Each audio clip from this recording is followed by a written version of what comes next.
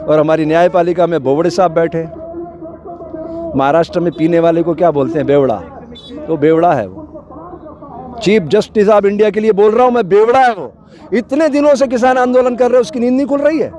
प्रधानमंत्री को तलब करना चाहिए था उसने, उसका विशेषाधिकार है, सुप्रीम कोर्ट का जज है। प्रधानमंत्री इंदिरा गांधी को जेल भेज दिया गया था, ये नहीं कर सकता है क्या? इतना अत्याचार कर रहा है वो आदमी और तमाशबीन बन के देख रहा है और ऑर्डर कर रहा है। तो क्या कर रहा है? आपको अधिकार है बोलने का, लेकिन आप न्यूसेंस क्रिएट मत करना। अरे भाई, हे बोबड़े सुन, 4 साल तक सैनिक वहां बैठे रहे जंतर मंतर पे, क्या किया तुमने? कुछ नहीं किया तुमने।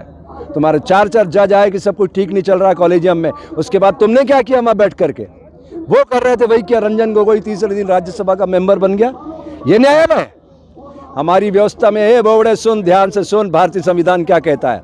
कार्यपालिका आपके हमारे वोट से चुने गए लोग सरकार बनाते हैं, यह है कार्यपालिका। व्यवस्थापिका IAS IPS जो UPSC के थ्रू आते हैं और ये मुखौटा होते हैं सरकार का, ये उनका धर्म है, वो बाहर नहीं जा सकते। उनको रोकने के लिए आप हैं मिस्टर बोबड़े, भूल रहे हो तुम अपने कर्तव्य को। मैं तुम्हें कर्तव्य याद दिलाता हूँ, कान खोल के सुनो।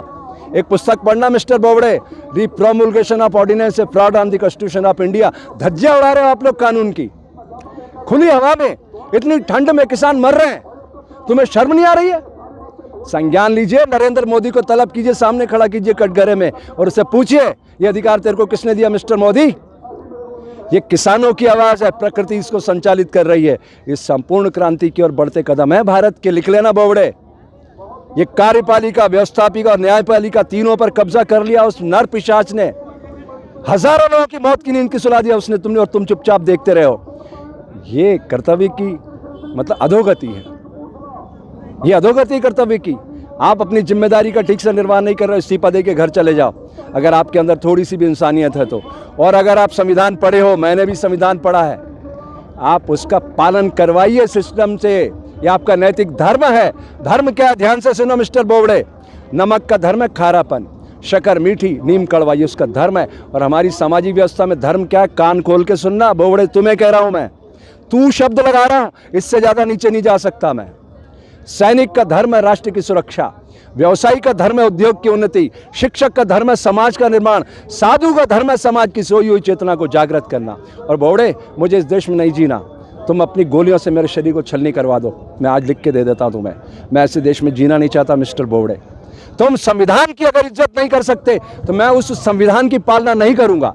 लिख लीजिए आप, आपको संविधान के पैरामीटर में आना पड़ेगा मिस्टर बोबड़े। आपको उसको तलब करना पड़ेगा नरेंद्र को। हजारों लोगों का खून बहा दिया उसने। वो चरित्रहीन आदमी प्रदीप शर्मा को अंदर करके बैठा है, आप उसकी याचिका भी नहीं सुन रहे। तो क्या कर रहे हैं आप लोग?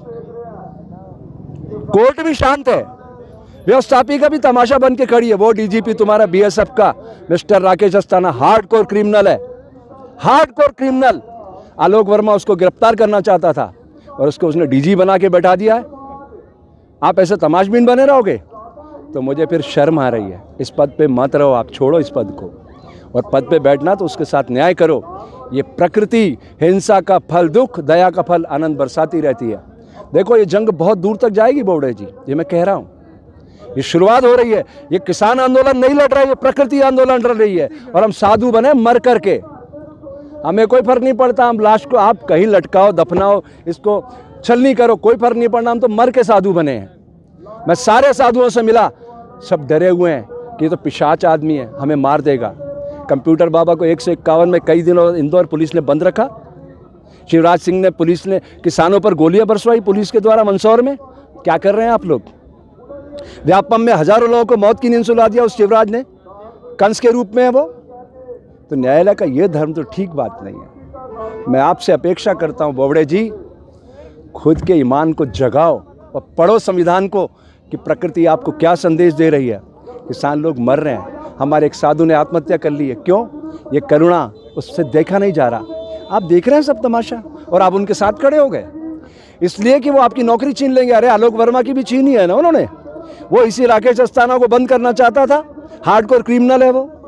उसने आसाराम के लड़के को 11 साल पुरानी लड़कियां उठा के और बलात्कार में बंद किया। और क्या कहता है वो राकेश अस्थाना FIR में क्या लिखवाता है कि नारायण साईं को और आसाराम को उसकी घरवाली आसाराम की और उसकी बेटी लड़कियां सप्लाई करते थे। अरे लानत है, क्या कर रहे हैं आप लोग? ऐसा दृश्य उभर रहा देश के अंदर, साधु संतों को डरा दिया गया। कंप्यूटर बाबा को 151 में कई दिनों इंदौर में बंद रखा गया, सब डरे हुए। 50 साल पुराना आश्रम खदेड़ दिया। अरे जनता के प्रतिनिधियों का पैसा लगा हुआ था। जो गुनाहगार है उनको अंदर करिए ना 120B में। अगर मैं गुनाहगार हूं तो मेरे साथ आप भी तो बराबर के गुनाहगार हैं। संविधान हम सबको क्या इजाजत देता है? अनुशासन में रहो। तो आप भी और हम भी अनुशासन के तहत काम करें तो एक अच्छे राष्ट्र का निर्माण होगा। उसकी समाज को ज़रूरत है। ये अन्नदाता MSP के लिए लड़ाई लड़ रहा है, मिनिमम सपोर्ट प्राइस के लिए। क्या इसका अधिकार नहीं है? भारत की आत्मा गांव में रहती है। मेरे देश का किसान चट्टान की अट्टालिकाओं को फोल कर धान उपजाता है। उसके हक में आप नहीं खड़े हो सकते तो फिर आप कौन से देश में, कौन सी दुनिया में रह रहे हैं? अरे ये बैलगाड़ी के युग में हिंसक पशु ले जाना चाहता है भारत को, और ड्रोन पे दुनिया उड़ रही है। जापान में 1945 में बोबडे जी हिरोशिमा नागासाकी पे बम गिरा था। कोई आत्मचिंतन किया उन्होंने? 64 में बुलेट ट्रेन आई, नो डिले नो एक्सीडेंट। ये होती है प्रशिक्षण की ताकत। अगर आप देश से प्यार करते हैं, अपने बच्चों से प्यार करते हैं, अपने आने वाली नस्लों से, तो सुधारिए इस सिस्टम को। आपके पास मौका है। आज आप हैं, कल नहीं रहेंगे। लोग आपका इंतज़ार कर रहे हैं, आपसे बहुत अपेक्षा कर रहे हैं। अरे ज़्यादा से ज़्यादा आपका क्या करेंगे? आपको घर बैठा देंगे ना। इतिहास आपका स्वर्णाक्षरों में लिखा जाएगा।